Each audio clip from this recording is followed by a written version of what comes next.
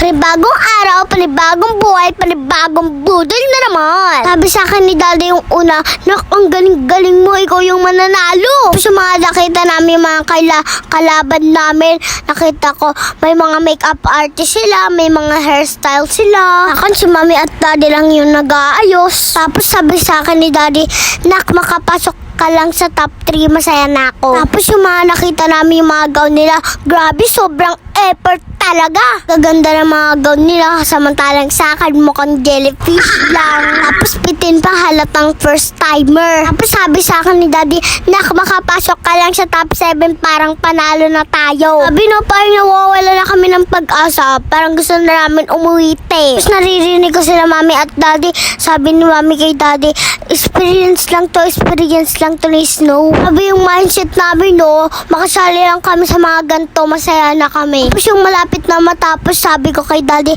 sana pagandaan na lang, pagod na ako. Tapos di ako makapaniwala, tinawag ako ng 3 beses, sabi na, number 8. Grabe hindi talaga ako makapaniwala. Nakuha ko yung crown, may certificate, may trophy, 3.